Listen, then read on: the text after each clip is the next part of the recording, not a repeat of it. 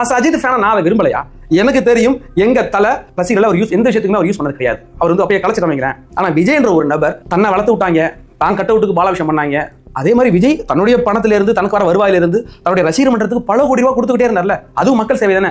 தன்னுடைய ரசிகர்களை என்ன விரும்பினா என்ன பிடிச்சிருக்கான் அவனை அரவணைச்சு இத்தனை வருஷம் வச்சிருந்தாரு. இவ்வளவு கூட்டம் நம்ம கிட்ட இருக்கா? இந்த கூட்டத்தை நம்மள வாழ வச்ச கூட்டத்தை நம்ம வாழ வைக்கணும், அந்த இடத்துக்கு போய் நம்ம மக்களை வாழ வைக்கணும்னு விஜய் நினைச்சார். அந்த விஷயத்திலையும் உண்மையிலே அஜித் ஃபேனை நான் ரொம்ப பாராட்டுறையா.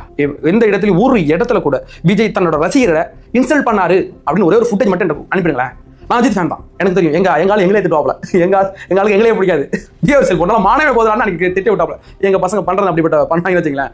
அஜித்துக்கு சாருக்கு டென்ஷன் கோவம் வரும். ஒரு வாட்டி ஓட் போடும்போது மொபைல் பிடிக்கிட்டாப்ல. அதுமே தப்பு தான். இன்டிசென்டா போயிட்டு போட்டோ எடுக்கிறப்ப அது சரிதானுங்களேன். டக்குன்னு கோவம் வந்துடும் எங்க ஆளுக்கு. ஆனா விஜய் எவ்வளவு பேர் என்னவோ பண்ணி இழுந்து போய் கட்டி பிடிப்பாங்க, வாயில வச்சு சோறு ஊட்டி விட்டாங்க. இடையில கேரளாவில் எவ்வளவு நடந்த போது ஒரு ரசிகர்கிட்ட கூட அவர் மிஸ்பிஹேவ் பண்ணுங்க, கோவப்பட்டது கூட கிடையாது. அப்படிப்பட்ட ஒரு மனுஷன், அவ்வளவு நல்ல ஒரு மனுஷன், அவரை இந்த இடத்துல கொண்டாந்து அஜித்துக்கும் விஜய்க்கும் அவங்களுக்குள்ள ஒரு வேற்றுமையை சொல்றேன் அப்படின்னு பார்த்திபன் சொன்னது எனக்கு அஜித் ஃபேனா நான் விரும்ப நினைச்சுக்கலாம். எனக்கு தெரியும் நார்மலான ஒரு அஜித் ஃபேன் எப்படி பண்ணு என்னுடைய மனநிலை எனக்கு தெரியும்ல.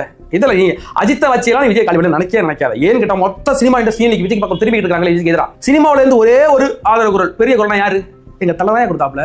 நாட் ஒன்லி இண்டிவிஜுவல் பர்சன், அதுக்கு இந்த கருஸ் டைம் இருக்கு. Not only individual person responsibility அப்படின்னு சொல்லியிருக்காரு. ஒரே ஒருத்தரை மட்டும் நீங்க குற்றம் சொல்றது சரியா இருக்குமான்னு முதல்ல இந்த கருஸ் டைம் எடுக்கு ஆதரவு தெரிவிச்சவரும் தான். அது உண்மை தானே.